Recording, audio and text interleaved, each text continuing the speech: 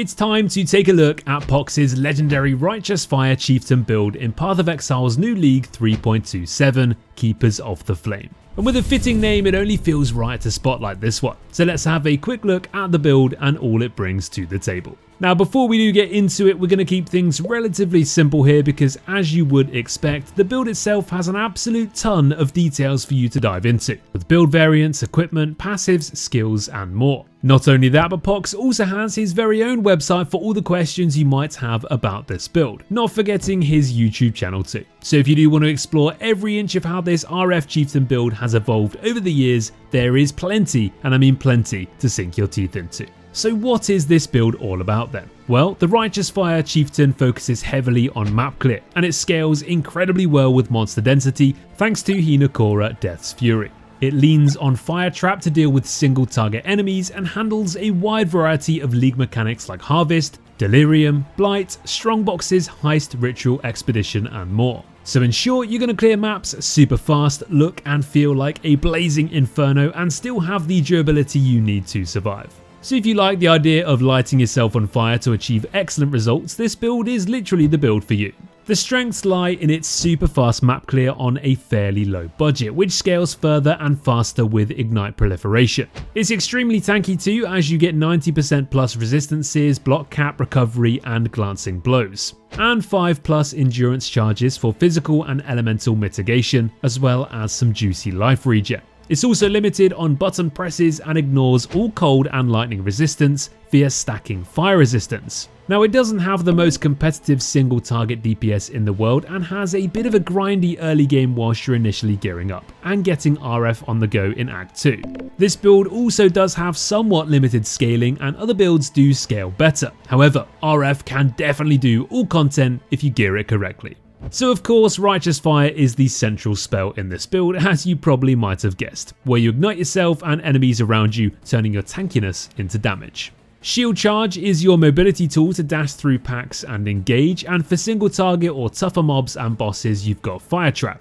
You can also reposition with Frostblink early on so you don't take too much damage, but later on, once you've got a bit of gear, you can just face tank everything in sight. Use your shield charge through enemies and kill them with that Righteous Fire, and you'll occasionally trigger Hinokora Death's Fury. And the damage from these explosions is so extreme that it can even one-shot map bosses. Later on, we will elevate those explosions by adding Ignite Spread from Exarch Embers on our gloves.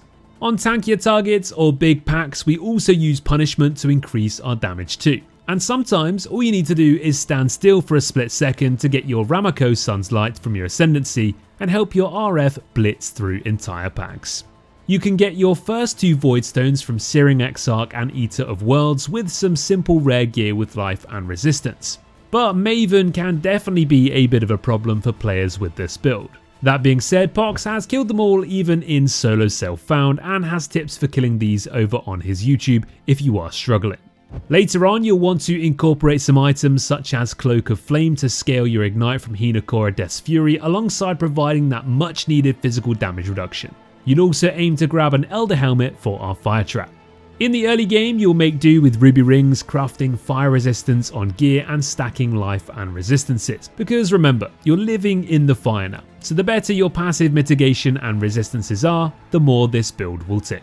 As a quick mention to leveling, Pohx prefers a caster setup to get through to Act 2 as a witch before then switching to Marauder and getting the RF build up and running. In his build video on YouTube, he explains more about this process and how to get it all on the go from those early levels, so check that one out. For a look into the Chieftain Ascendancy, we're taking Thessalio Cleansing Water. This makes it so modifiers to fire resistance apply to cold and lightning, which means you can stack fire resistance and it will overcap your cold and lightning. This pairs extremely well with Fire Mastery, which regenerates 1 life per second for each 1% uncapped fire res, which is key to playing this Righteous Fire build. We're also of course taking Hinokora Death's Fury, as we've mentioned several times in this video, which is where the meaty explosions come from, as well as Ramako's Sun's Light, which reduces enemies' fire resists when you're stationary. Alongside these, you'll of course also want to grab those bonuses to life regen, fire damage and fire resistances. If you do want to dive deeper into the passives, skills, equipment and more, boot up Pohx's full written guide by clicking the link below.